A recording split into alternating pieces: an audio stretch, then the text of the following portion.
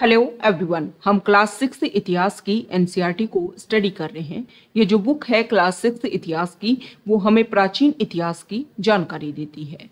आज की इस वीडियो में हम इस बुक का चैप्टर नंबर 5, जिसका नेम है क्या बताती हैं हमें किताबें और कब्रें, मतलब हमारे प्राचीन समय की जो किताबें और कब्रें जिनके बारे में हमारे इतिहासकार और पुरातत्वविदों ने पता लगाया है, उन चीज़ों को देख करके, उन किताबों उन कब्रों को देख करके क्या क्या हमारे इतिहास के बारे में पता चला, वो सब कुछ हम यहाँ पर डिस्कस करेंगे। इस चैप्टर को डिस्कस करने से पहले इस बुक की एक बेसिक अंडरस्टैंडिंग हम डेवलप कर लेते हैं। ये जो बुक है, इसका चैप्टर नंबर 1 जो है वो हमें स्रोतों की जानकारी देता है, जिससे हमें हमारे इतिहास के बारे में जानकारी मिलती है। इस बुक का चैप्टर नंबर 2 और चैप्टर नंबर 3 जो है वो हमें इतिहास के शुरुआती समय पाषाण काल की जानकारी देता है। इस बुक का चैप्टर नंबर 4 जो है वो हमें सिंधु घाटी सभ्यता के बारे में जानकारी देता है। अगर इन सभी को हम इतिहास की टाइमलाइन में डिस्कस करने की कोशिश करें तो इस तरीके से आप समझिए, आज चल रहा है 2022। ये जो 0 है वो जीसस क्राइस्ट के जन्म को शो करता है, और अभी हम इस बुक में डिस्कस कर रहे हैं 0 से पहले का टाइम पीरियड, जिसको बोलते हैं ईसा पूर्व। तो आप सभी को पता है इतिहास के शुरुआती समय का जो टाइम पीरियड है, जिसको बोलते हैं पाषाण काल, जिसका टाइम पीरियड है लगभग 20 लाख साल पहले से 6000 साल पहले तक। ये जो पाषाण काल है वो यहाँ पर डेवलप हुआ था। पाषाण काल को भी 3 भागों में बांटा गया है, पूरा पाषाण काल, मध्य पाषाण काल और नव पाषाण काल। जैसे ही पाषाण काल एंड होता है उसके बाद में जो है वो सिंधु घाटी सभ्यता जो है वो डेवलप होने लग जाती है। सिंधु घाटी सभ्यता, जिसको आईवीसी के नाम से भी जानते हैं, हड़प्पा सभ्यता के नाम से भी जानते हैं। तो अगर हम टोटल टाइम पीरियड की बात करें तो लगभग 4700 साल पहले सिंधु घाटी सभ्यता का डेवलपमेंट हुआ था। लेकिन अगर हम 0 से काउंट करें, मतलब ईसा पूर्व में समय को देखें, तो लगभग 2700 ईसा पूर्व सिंधु घाटी सभ्यता की शुरुआत होती है। ये 2700 आप कैसे निकालोगे? अभी ये जो 2022 है इसको लगभग आप 2000 साल मान लो, मतलब प्रभु ईसा का जो जन्म है वो लगभग 2000 साल पहले हुआ था। तो 2000 साल ये और 2700 साल ये, टोटल हो गया 4700। तो अगर ईसा के जन्म से पहले का टाइम पीरियड देखते हैं तो सिंधु घाटी सभ्यता डेवलप हुई थी 2700 ईसा पूर्व। अभी सिंधु घाटी सभ्यता का डेवलपमेंट होता है 2700 ईसा पूर्व, और इसका पतन जो है वो 1900 ईसा पूर्व में शुरुआत हो जाता है, और 1600 ईसा पूर्व आते आते जो सिंधु घाटी सभ्यता है वो कंप्लीट खत्म हो जाती है। अगर हम टोटल टाइम पीरियड में देखें तो लगभग जो है वो 3600 साल पहले सिंधु घाटी सभ्यता खत्म हो जाती है। सिंधु घाटी सभ्यता खत्म होने के बाद में कुछ समय बाद में ही लगभग 3500 साल पहले जो है, या लगभग अगर हम ईसा पूर्व में डिस्कस करें तो 1500 ईसा पूर्व वैदिक सभ्यता की शुरुआत होती है। यहाँ पर आप देखिए, यहाँ वैदिक सभ्यता की शुरुआत होती है। और जिस समय सिंधु नदी और उसकी जो सहायक नदियां हैं उसके आसपास वाले रीजन में जब वैदिक सभ्यता की शुरुआत होती है, उसी समय हमारे भारत का जो दक्षिणी भारत है वहां पर भी एक सभ्यता, एक कल्चर जो है वो डेवलप होता है, और उसको बोलते हैं महापाषाणिक काल। तो इस वीडियो में हम वैदिक सभ्यता का शुरुआती समय, मतलब ऋग्वेद के बारे में, और साउथ इंडिया में, दक्षिणी भारत में जो महापाषाणिक काल शुरुआत हुआ उसके बारे में एक समकालीन डिस्कशन यहाँ पर करेंगे। दोनों के बारे में हम चीजें समझेंगे कि दोनों जगह पर किस तरीके से जो सभ्यता, कल्चर जो है वो डेवलप हुआ था। तो चलो स्टार्ट करते हैं। सबसे पहले हम ऋग्वेद काल के बारे में देखते हैं। वैदिक सभ्यता, जिसमें वेदों की रचना हुई थी। दुनिया के प्राचीनतम ग्रंथों में से एक है हमारे हमारे वेद। वेदों के बारे में तो सभी ने सुना होगा, और ये बात सभी को पता है कि वेद जो है वो 4 हैं: ऋग्वेद, सामवेद, यजुर्वेद और अथर्ववेद। ये नाम भी आपको ध्यान में होना चाहिए। सबसे पुराना वेद है ऋग्वेद, जिसकी रचना लगभग 3500 साल पहले हुई थी। 3500 साल मतलब अगर हम ईसा पूर्व में देखें तो 1500 ईसा पूर्व में हुई थी। ऋग्वेद में 1000 से ज्यादा प्रार्थनाएं हैं जिनको सूक्त बोला जाता है, और सूक्त का मतलब होता है अच्छी तरह से बोला गया। ये जो सूक्त हैं इसमें विभिन्न देवी देवताओं की स्तुति में रचे गए हैं ये सारे के सारे सूक्त, जिसमें 3 देवता जो है वो सबसे ज्यादा फेमस है। आपको ध्यान में रखना है, क्वेश्चन इस तरीके से पूछ लिए जाते हैं कि ऋग्वेद में कौन कौन से देवताओं के ऊपर मुख्य रूप से फोकस किया गया था। तो 3 देवता जो बहुत ज्यादा महत्वपूर्ण है, उनमें उनके नेम है अग्नि, इंद्र और सोम। जो अग्नि है वो आग के देवता, इंद्र जो है वो युद्ध के देवता, और सोम एक पौधा है जिससे एक खास पेय बनाया जाता था। ये ध्यान में रखना है, इंपॉर्टेंट फैक्ट हो गई। अब बात आती है कि ये जो सूक्त है, मतलब जो वैदिक प्रार्थनाएं हैं, ऋग्वेद में जो 1000 से ज्यादा प्रार्थनाएं हैं, उनकी रचना किन्होंने की थी? तो वैदिक प्रार्थनाओं की रचना की थी ऋषियों ने। शुरुआत में ये जो भी सूक्त हैं उनको लिखा नहीं गया था, ऋषियों ने इनकी रचना की और इनको बोल बोल करके अपने जो विद्यार्थी हैं उनको याद करवाया, फिर विद्यार्थियों ने अपनी आने वाली पीढ़ियों को याद करवाया। इस तरीके से ये जो वेदों की जो रचना है वो एक पीढ़ी से दूसरी पीढ़ी में ट्रांसफर होती गई। इसको जो लिखा गया है वो तो कुछ लगभग कुछ टाइम पहले लिखा गया होगा, लेकिन इसकी जो प्रिंटिंग जो हुई है वो लगभग 200 साल पहले हुई थी वेदों की। तो यहाँ पर वैदिक प्रार्थनाओं की रचना ऋषियों ने की थी। आचार्य विद्यार्थियों को इन्हें अक्षरों, शब्दों और वाक्यों में बांटकर स्वर, मतलब स्वर के साथ में जो भी मंत्र हैं उनको याद करवाते थे कंठस्थ।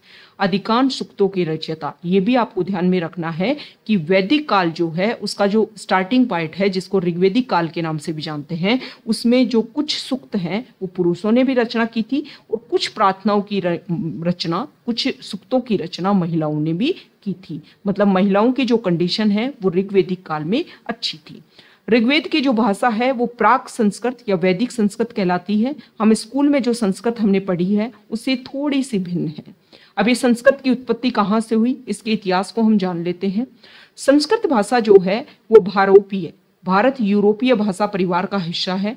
भारत की कई भाषाएं, असमिया, गुजराती, हिंदी, कश्मीरी, सिंधी, एशियाई भाषाएं और इसके अलावा फारसी, यूरोप की बहुत सारी भाषाएं, अंग्रेजी, फ्रांसीसी, जर्मन, यूनानी, इतालवी, स्पेनिश, ये सारी जो भाषाएं हैं ना वो भारतीय भाषा परिवार से जुड़ी हुई हैं, भारत यूरोपीय भाषा परिवार से जुड़ी हुई है। मतलब इन सारी भाषाओं की उत्पत्ति जो है वो एक ही जगह से हुई है, फिर धीरे धीरे समय के साथ में अलग अलग भाषा में कुछ चेंज जो है आने लग गई। मतलब इनके जो आरंभिक शब्द हैं वो एक जैसे थे। जैसे कि संस्कृत में मातृ बोला जाता है, माँ हिंदी में बोला जाता है और अंग्रेजी में मदर बोला जाता है। इन तीनों को अगर आप देखोगे तो तीनों की उत्पत्ति ऐसे देखने को लगता है कि तीनों शब्द जो हैं वो लगभग एक दूसरे से मिलते जुलते हैं। हमारा जो उपमहाद्वीप है, भारतीय उपमहाद्वीप, उसमें दूसरे भाषा परिवारों की भी भाषाएं बोली जाती हैं। जैसे कि भारत के पूर्वोत्तर प्रदेशों में तिब्बत बर्मा परिवार की भाषाएं बोली जाती हैं। तमिल, तेलुगु, कन्नड़, मलयालम ये द्रविड़ भाषा परिवार की भाषाएं हैं। झारखंड और मध्य भारत के दक्षिण कई हिस्सों में बोली जाने वाली भाषाएं ऑस्ट्रो एशियाटिक परिवार से जुड़ी हुई हैं।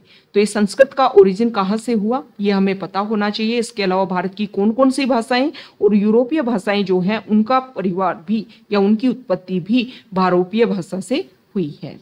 तो ये हम पहले ही पढ़ चुके हैं कि ये जो ऋग्वेद जो आज हम पढ़ते हैं, जो किताबें हम पढ़ते हैं, वो पहले शुरुआती समय में उनको लिखा और छापा नहीं गया था। शुरुआती समय में ऋग्वेद का उच्चारण किया जाता था और श्रवण किया जाता था, मतलब सुन करके इसको क्या किया जाता था, याद किया जाता था, ना कि इसको पढ़ा जाता था। तो रचना के कई सदियों बाद में पहली बार इसको लिखा गया और इसकी जो लिखावट है वो शुरुआती समय में हमने चैप्टर नंबर 1 में भी देखा था कि जो भी रचनाएं हुई वो जिनको हम पांडुलिपि के नाम से जानते हैं और इंग्लिश में जिनको मैन्यूस्क्रिप्ट बोलते हैं, तो ये जो किताबें हैं वो या तो कहाँ पर पाम के पत्तों पर लिखी जाती थी या फिर बुर्ज एक पेड़ है जो हिमालयन वाले एरिया में मिलता है। ये इस बुक का जो चैप्टर नंबर 1 है ना उसमें ये बातें दे रखी हैं। तो बुर्ज पेड़ की जो छाल है उसके ऊपर ये जो किताबें हैं वो लिखी गई थी। तो सबसे पहले ऋग्वेद को भी बुर्ज पेड़ की जो छाल है उस पर लिखा गया और इसको छापने का जो काम है वो तो लगभग 200 साल पहले हुआ था। सीधी सी बात ये याद रखो कि ऋग्वेद को शुरुआती समय में लिखा और छापा नहीं गया था, सिर्फ उच्चारण किया जाता था और उच्चारण के द्वारा ही उसको कंठस्थ याद करवाने की कोशिश की जाती थी, सस्वर। ओके, मतलब मंत्र जो है वो एक लय में बोले जाते थे और उसी के थ्रू उनको याद करवाया जाता था। अब ये जो ऋग्वेद है इनका इतिहासकारों ने कैसे अध्ययन किया? जैसे हमारे पुरातत्ववेत्ता हैं उन्होंने अतीत के बारे में जानकारी इकट्ठी करते हैं, उसी तरीके से इतिहासकार भी करते हैं। ये इतिहासकार जो है वो भौतिक अवशेषों के अलावा जो लिखित स्रोत हैं उनका भी उपयोग करते हैं। तो अब देखते हैं कि ऋग्वेद का कैसे अध्ययन करते हैं। ऋग्वेद के कुछ सूक्त जो है, कुछ उसके जो बातें जो हैं वो वार्तालाप मतलब डिस्कशन के थ्रू है। जैसे कि कोई पर्सन जो है किसी को कुछ कह रहा है और उसके थ्रू यहाँ पर बातें पता लगाने की कोशिश की गई है। जैसे कि यहाँ पर एक सूक्त के बारे में बताया है कि विश्वामित्र नामक एक ऋषि है और वो दो नदियों व्यास और सतलुज, जिनको देवियों के बराबर पूजा की जाती थी, उनके बीच में कोई डिस्कशन चल रहा है और संवाद को यहाँ पर एक सूक्त के अंश को यहाँ पर दिखाया गया है। विश्वामित्र जो है वो इन नदियों को बोलते हैं। देखो ये तो पहले ऋग्वेद की वो पांडुलिपि है जिसको बुर्ज वृक्ष की छाल पर लिखा गया। ये जो पांडुलिपि है वो कश्मीर में पाई गई थी। लगभग 150 वर्ष पहले ऋग्वेद को सबसे पहली बार छापने के लिए इसका उपयोग किया गया था। मतलब जब ऋग्वेद को छापा गया तो ये जो पांडुलिपि है जो हाथ से लिखी गई थी बुर्ज पेड़ की छाल पर, उसका उपयोग किया गया था और इसी के थ्रू जो है वो पहला अनुवाद, मतलब अंग्रेजी में भी ऋग्वेद का जो अनुवाद है वो इसी पांडुलिपि को देख करके किया गया था। और अभी प्रेजेंट टाइम में ये जो पांडुलिपि है वो पुणे महाराष्ट्र के एक पुस्तकालय में सुरक्षित है। तो जब भी आपको वहां जाने का मौका मिले तो यहाँ पर ये जरूर देख करके आना। अब विश्वामित्र और नदियों की ये बातें हैं जिसमें विश्वामित्र अर्ज कर रहे हैं उन नदियों से कि अपने बछड़ों को चाटती हुई दो दमकती गायों की तरह, दो फुर्तीले घोड़ों की तरह आप चलती हुई पहाड़ों से नीचे आ रही हो, शक्ति से स्फूर्त रथों की गति से सागर की ओर बह रही हो, जल से परिपूर्ण हो, एक दूसरे से मिल जाना चाहती हो, लेकिन मुझे जो है आप रास्ता प्रदान कीजिए। अब इससे क्या पता चलता है कि उस समय में ऋग्वेदिक काल में जो घोड़े और गायों का काफी ज्यादा महत्व था, उनकी काफी ज्यादा एक तरीके से वैल्यू थी समाज में, इसीलिए उन्होंने नदियों की जो है वो तुलना घोड़ों और गायों से की है। जब भी हमें कोई अच्छा पर्सन मिलता है या कोई चीज मिलती है तो हम अगर उसकी क्वालिटी बताते हैं तो एक अच्छे लेवल पर उसका कंपैरिजन करते हैं। तो सेम तरीके से, और वो अच्छा लेवल क्या है, जो उस समय जो है वो काफी हाई लेवल पीक पर हो, जिसकी काफी रेस्पेक्ट हो, उससे हम कंपैरिजन करते हैं। तो घोड़े और गायों का ऋग्वेदिक काल में काफी ज्यादा वैल्यू रही होगी, इसीलिए नदियों की तुलना घोड़ों और गायों से की गई है। अब यहाँ पर यह भी बताया गया है कि ऋग्वेदिक काल में ऋग्वेद की जो प्रार्थना है उसमें दूसरी नदियां जैसे कि सरस्वती, सिंधु और उसकी सहायक नदियों का तो काफी जिक्र है, लेकिन गंगा और यमुना का उल्लेख सिर्फ एक बार हुआ है। ये आपको ध्यान में रखना है, ठीक है। नेक्स्ट यहाँ पर बताया गया है कि ऋग्वेद में मवेशी, घोड़े और रथ जो थे वो कैसे थे, किस तरीके से उनका यूज होता था। तो ऋग्वेद में मवेशियों के लिए, बच्चों जिसमें खासकर पुत्रों के लिए, और घोड़ों की प्राप्ति के लिए अनेक प्रार्थनाएं, ऋग्वेद में अनेक प्रार्थनाएं लिख रखी है इनके लिए। घोड़ों को लड़ाई में रथ खींचने के लिए काम में लिया जाता था। उस समय लड़ाइयों में ज्यादातर क्या थे, मवेशी मतलब पशु जीत करके लाए जाते थे। लड़ाइयां वैसे उस टाइम जमीन के लिए भी होती थी, मतलब बता रखा है कि उस टाइम जो झगड़े होते थे, युद्ध होते थे, वो किसके लिए होते थे। तो युद्ध जब लड़ने जाते तो वहां के जो जानवर है उनको ले आते। लड़ाइयां जो है वो जमीन के लिए, क्योंकि पशु आएंगे तो उनके लिए चारागाह चाहिए। तो ऐसी अच्छी जमीन जहां पर आसानी से फसलों को उगाया जा सके, अच्छे चारागाह डेवलप हो सके, उनके लिए भी युद्ध हुआ करते थे। कुछ लड़ाइयां जो है वो पानी के स्रोतों के लिए और युद्ध में लोगों को बंदी बनाने के लिए भी लड़ाई जाती थी, ठीक है। युद्ध में जो धन जीत करके लाते थे उस धन में से कुछ भाग जो है वो सरदार रख लेते थे। ये सारी चीजें हम क्या देख रहे हैं, ये देख रहे हैं कि जो वैदिक सभ्यता में जो ऋग्वेद काल है उसमें समाज कैसा था, ये सारी चीजें वो हैं। तो उस समय जो धन जीता जाता था युद्ध में, उसको कुछ भाग तो सरदार रख लेते, कुछ भाग जो है पुरोहितों को दे दिया जाता और शेष धन जो है वो आम लोगों में बांट दिया जाता था। कुछ धन जो है वो यज्ञ करने के लिए भी प्रयुक्त होता था। यज्ञ की आग में आहुति दी जाती थी। ये आहुतियां देवी देवताओं को दी जाती थी। घी, अनाज, कभी कभी जानवरों की भी आहुति दी जाती थी। इन्हीं में से स्टेटमेंट उठा करके क्वेश्चन पूछ लिए जाते हैं कि ऋग्वेदिक काल में कैसी व्यवस्था थी। 2-3 स्टेटमेंट दे देंगे कि उस टाइम में जानवरों की आहुति दी जाती थी, उस टाइम सिर्फ जो युद्ध जो है वो सिर्फ जमीन के लिए होते हैं, सिर्फ जमीन के लिए, ठीक है। तो इस तरीके के आपको पता होना चाहिए कि उस टाइम कैसी व्यवस्था थी। ये जो युद्ध होते थे ऋग्वेदिक काल में, उस समय सिर्फ अधिकांश जो है वो पुरुष ही भाग लेते थे।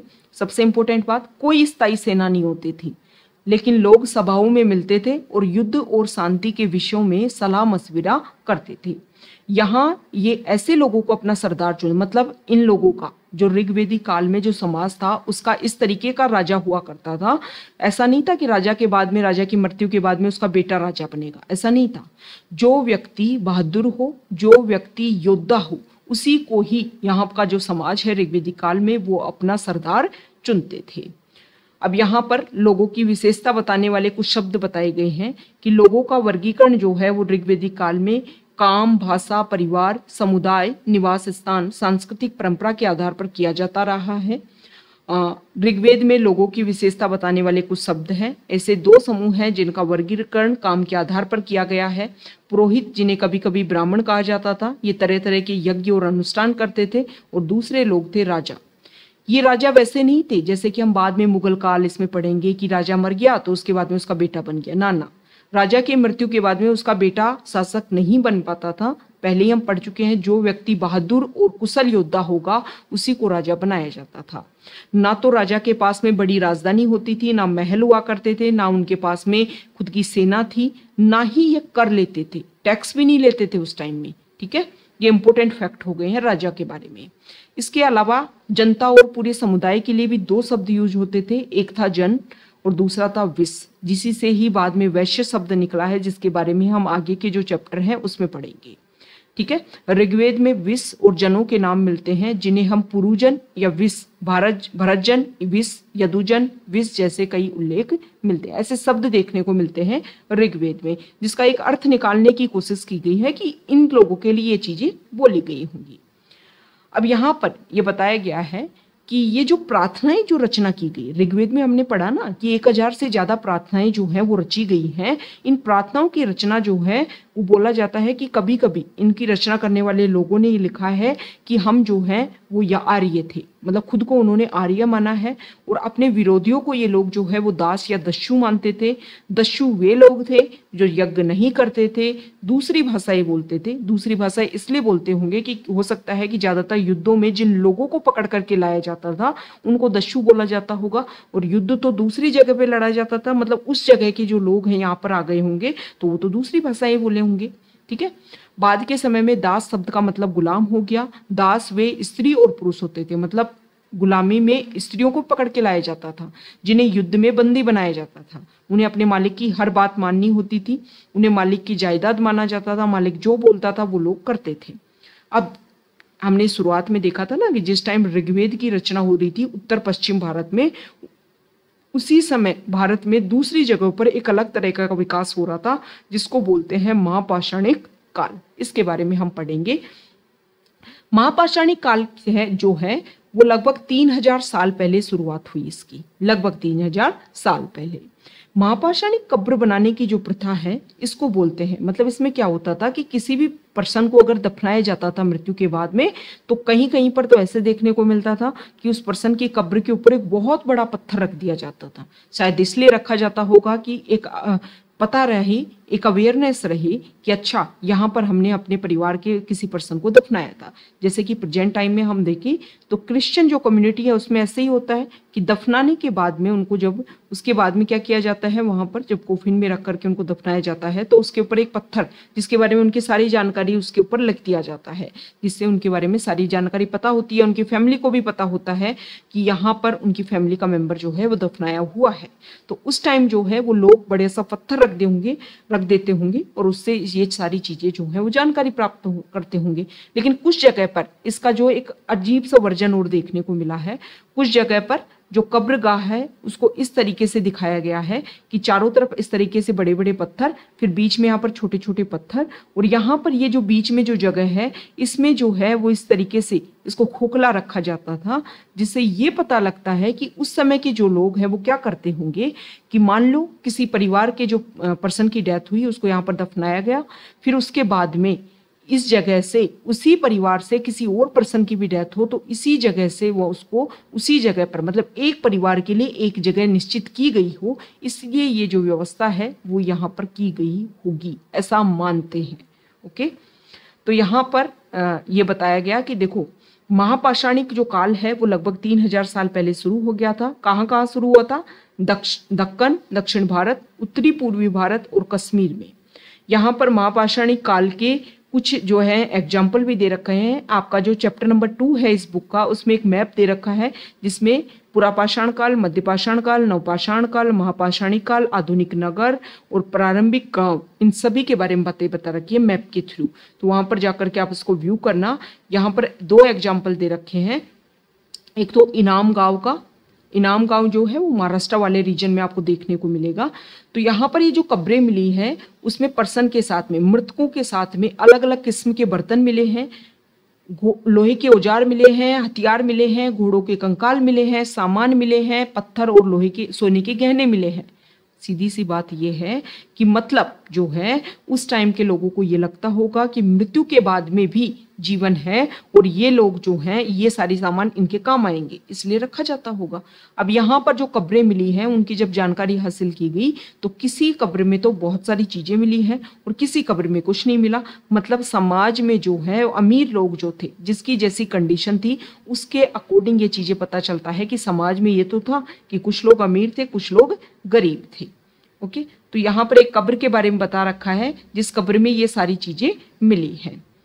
लोगों की सामाजिक असमानताओं के बारे में पता करना, और सामाजिक असमानता कैसे पता चली, कब्र में जो लोग दफने हैं उनके बारे में पता चली कि कुछ जो है कंकाल, उनके ऊपर खूब गहने मिले हैं, कुछ कंकालों के पास में बहुत सारा सामान मिला है। मतलब कुछ लोग तो अमीर थे, कुछ लोग गरीब थे, कुछ लोग सरदार थे और कुछ लोग उनके अनुयायी थे। अब कुछ खास परिवारों की कब्र भी मिली है। मतलब एक ही परिवार के लोग, एक परिवार के पर्सन की डेथ हो गई, उसको वहां पर दफना दिया गया। अभी हमने इमेज में देखा चारों तरफ पत्थर लगा दिए गए। फिर किसी पर्सन की और डेथ होती है उसी के परिवार में, तो उसको भी फिर उसी छेद के थ्रू, जो वहां पर एक होल जो रखा था उसके थ्रू ही उस जगह पर नीचे जाकर के उनको भी दफना दिया जाता होगा। ओके, यहाँ पर इनाम गांव का एग्जाम्पल दे रखा है कि इनाम गांव जो है वो भीमा की सहायक नदी घोड़ के किनारे पर स्थित है। लगभग 3600 से 2700 साल पहले लोग यहाँ पर रहते थे। लोगों को प्राय गड्ढे में सीधा लेटाकर दफनाया जाता था। उनका सिर जो है उत्तर की ओर होता था। कई बार घर के अंदर ही उनको दफनाया जाता था, जिसमें घर के अंदर कई चीजें मिली हैं जैसे खाना और पानी। ऐसे कुछ बर्तन भी उनके साथ मिले हैं, जैसा ऐसा लगता है कि खाना और पानी उसमें रख करके उनको साथ में दफनाया गया होगा। एक आदमी को 5 कमरों वाले मकान के आंगन में 4 पैरों वाले मिट्टी के एक बड़े से संदूक में दफनाया गया था। बस्ती के बीच में बसा यह घर गांव के सबसे बड़े घरों में से एक था। इस घर में एक अनाज का बड़ा गोदाम भी था और सबके पैर मुड़े हुए थे। तो इन सब चीजों से पता लगाने की कोशिश की जाती है कि पूरा गांव बसा हुआ है, उसके बीच में एक बड़ा सा घर है, उसमें जो पर्सन है उसको वहीं पर दफना दिया गया। हो सकता है कि वो उस सोसाइटी का, उस समाज का सरदार हो, काफी अमीर हो और उसके लिए वहीं पर व्यवस्था की गई हो। तो ये कंकाल जो हमें मिले हैं इससे हमें क्या पता चलता है। देखो, बच्चों का जो कंकाल है उसमें नर और मादा का पता नहीं चल पाता, लेकिन बच्चों का कंकाल जो है काफी छोटा होगा, इजीली पता चल जाएगा। पुरुष और नारी में भी इजीली फर्क पता चल जाता है कि नर है कि मादा है। देखो, जो विमेन होती हैं उनका जो पेल्विक बोन जो है वो थोड़ा चौड़ा हो जाता है, क्योंकि वो बच्चे को बर्थ देती हैं, बच्चे को जन्म देती हैं। तो इसके बेसिस पर कंकाल को इस तरीके से स्टडी करके पता चल पा रहा है कि किन किन को यहाँ पर दफनाया गया है। अब यहाँ पर बता रखा है कि लगभग 2000 साल पहले, मतलब 2000 साल पहले मतलब 1000 ईसा पूर्व, 2000 साल पहले मतलब प्रभु ईसा के समय में, 2000 साल पहले ये हो गया ना। अभी तो 2000 साल तो चल ही रहा है, ठीक है। 0 के टाइम में मतलब प्रभु ईसा के टाइम में चरक नाम के भारत में प्रसिद्ध वैद्य हुए थे। उन्होंने चिकित्सा शास्त्र पर चरक संहिता नाम की किताब लिखी। वो कहते हैं कि भारत के मनुष्य के शरीर में 360 हड्डियां होती हैं और आधुनिक शरीर रचना विज्ञान ये कहता है कि 206 हड्डियां होती हैं मनुष्य के शरीर में। लेकिन चरक ने गिनती में दांत, जो हड्डियों के जोड़, कार्टिलेज, इन सब को बता करके संख्या बताई होगी। मतलब कंकाल का अध्ययन करके ये सब कुछ जो है वो हमें हमारे इतिहास के बारे में पता चलता है। अब इनाम गांव के जो लोग हैं वो क्या काम धंधे करते थे, तो इनाम गांव के बारे में पुरातत्वविद ये बोलते हैं कि गेहूं, जौ, चावल, दाल, बाजरा, मटर और तिल के बीज मिले हैं वहां पर। कई जानवरों की हड्डियां मिली हैं। कई हड्डियों पर काटने के निशान से अंदाज होता होगा कि लोग इन्हें खाते होंगे, ठीक है। गाय, बैल, भैंस, बकरी, भेड़, कुत्ता, घोड़ा, सुअर, गधा, सांबर, चितकबरा, हिरण, कृष्णमृग, खरहा, नेवला, चिड़िया, घड़ियाल, कछुआ, केकड़ा और मछलियां की हड्डियां भी मिली हैं। इससे साक्ष्य मिले हैं कि बेर, आंवला, जामुन, खजूर और कई तरह की रसभरियां एकत्रित की जाती थी। इसको लोग इकट्ठा करते थे। ये यहाँ पर चीन का एग्जाम्पल दे रखा है कि चीन में भी 3500 साल पहले यहाँ की लेखन कला के पुराने उदाहरण देखने को मिलते हैं। तो ये हमने चैप्टर नंबर 5 कंप्लीट किया है एनसीईआरटी का। यहाँ पर कुछ इंपॉर्टेंट तिथियां हैं। वेदों की रचना कब आरंभ हुई? लगभग 3500 साल पहले। महापाषाणों के निर्माण की शुरुआत कब हुई? लगभग 3000 साल पहले। अगर हम ईसा पूर्व में देखें तो 1500 ईसा पूर्व में जो है वो तो हुई वेदों की रचना शुरुआत, और महापाषाणों के निर्माण की शुरुआत होती है लगभग 1000 ईसा पूर्व में। इनाम गांव में किस कृषकों का निवास कब का है? तो 3600 से 2700 साल पहले का, मतलब यहाँ पर है 1600 से और ये है 700 साल पहले तक का। चरक जो है वो लगभग 2000 साल पहले जो है उनका जन्म हुआ था। तो ये सारे बेसिक फैक्ट्स हैं जो चैप्टर नंबर 5 के से हमने इम्पोर्टेंट बातें जो है वो डिस्कस कर ली हैं। आपको पढ़ना है, आपके पास बुक है, वहाँ जाकर के इम्पोर्टेंट जो चीज़ें हमने जिसके ऊपर फोकस किया है वो अंडरलाइन करनी है, और फिर ही उन्हीं चीज़ों को दोबारा से जब आप पढ़ो तो उनको रिविजन करना है। आप हमारे टेलीग्राम चैनल से जुड़ जाइए, वहाँ पर बहुत सारी इंपॉर्टेंट पीडीएफ जो है वो आपके साथ में शेयर की जाती है। हर एग्जाम के पॉइंट ऑफ व्यू से काफ़ी इंपॉर्टेंट इन्फॉर्मेशन आप सभी के साथ में शेयर की जाती है। Okay, thank you.